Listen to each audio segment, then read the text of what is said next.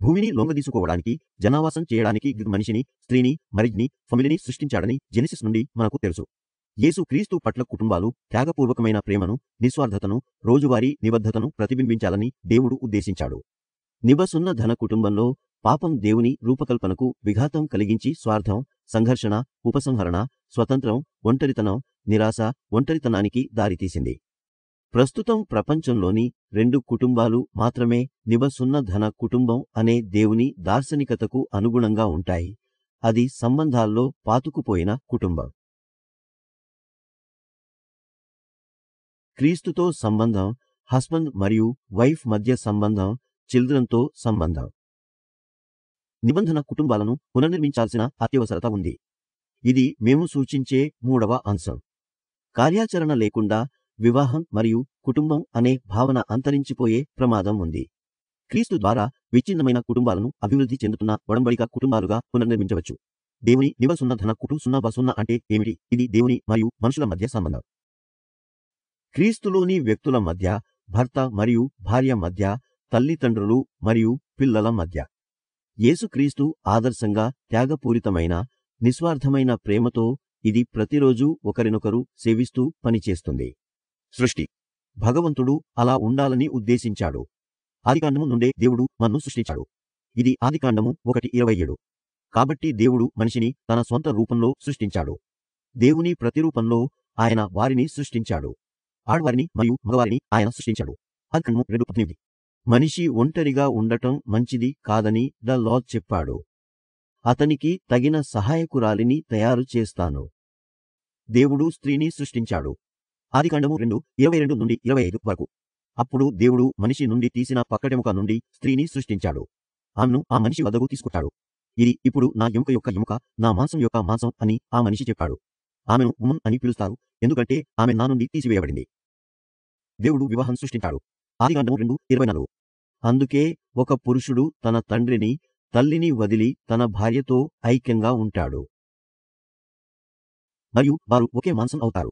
అప్పుడు దేవుడు ఒడంబడిక కుటుంబాన్ని సృష్టించాడు. దేవుడు నిబసున్న ధన కుటుంబాన్ని భూమిని అణచివేసి జనావాస సున్న చేయమని ఆజ్ఞాపించాడు.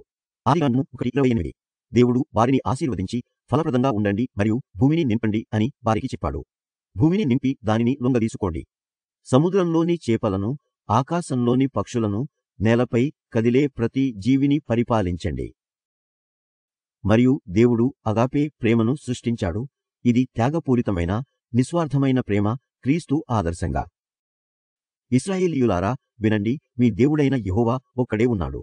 నీ దేవుడైన యెహోవాను నీ పూర్ణ హృదయముతోనూ, నీ పూర్ణాత్మతోనూ, నీ సర్వశక్తితోనూ ఆగాపే ప్రేమతో ప్రేమించుము.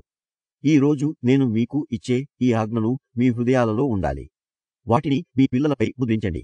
మీరు ఇంట్లో కూర్చున్నప్పుడు మరియు మీరు రోడ్డు వెంట నడుస్తున్నప్పుడు, మీరు పడుకున్నప్పుడు మరియు మీరు లేచినప్పుడు ఈ ఆజ్ఞలను మీ పిల్లలతో మాట్లాడండి. వివాహ సమయంలో హస్బండ్ మరియు వైఫ్ ప్రతిరోజు ఒకరికొకరు మరియు జీసస్ క్రైస్ట్కు నిబద్ధతతో ప్రతిజ్ఞ చేస్తారు. వారు ఒకరితో ఒకరు మరియు యేసుక్రీస్తుతో ఒక శరీరము లేదా ఒక వ్యక్తిగా మారారు. కానీ ఒక పెద్ద సమస్య జరిగింది. ఈ విషయం గార్డెన్లో మనకు తెలుసు. పాపము మరియు నింద దేవుని రూపకల్పనకు విఘాతం కలిగించాయి. స్వార్థం, సంఘర్షణ, ఉపసంహరణ, స్వాతంత్ర్యం, ఒంటరితనం, నిరాశ మరియు ఒంటరితనానికి దారితీసింది. హవ్వ ఆ నిషేధిత పండును తిని ఆదాముకు ఇచ్చింది. అతడు కూడా తిన్నాడు. అప్పుడు ప్రతిస్పందనగా ప్రభువు వచ్చి తోటలో వారిని కనుగొన్నప్పుడు వారు వెంటనే నిందల ఆటను ప్రారంభించారు. ఆదాము దేవుడిని నిందించాడు, మీరు నాకు ఇచ్చిన స్త్రీ అని. మనం అలా చేస్తామా? మన చెడు నిర్ణయాలకు దేవుణ్ణి నిందిస్తాం. ఆపై వెనుదిరిగి ఈవ్ను నిందించాడు. అప్పుడు ఈవ్ వెనుదిరిగి సేతన్ను నిందించింది.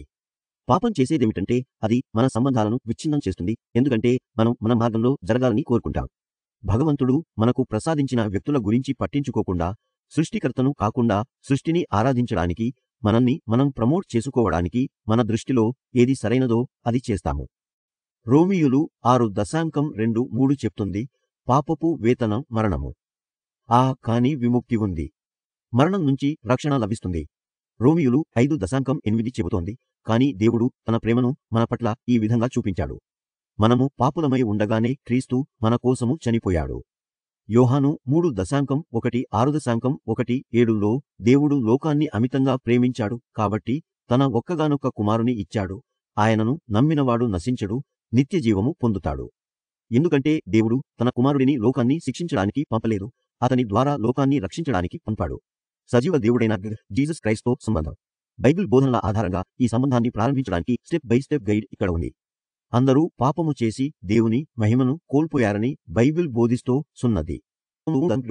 పాపము మనలను దేవుని నుండి వేరుచేస్తుంది మరియు మన సొంత ప్రయత్నాల ద్వారా మనం రక్షించుకోలేము. పాపము మరణానికి దారితీస్తుంది, దేవుని నుండి భౌతికంగా మరియు శాశ్వతంగా వేరుపడుతుంది. యేసుక్రీస్తును మరియు ఆయన ఎవరో నమ్మండి.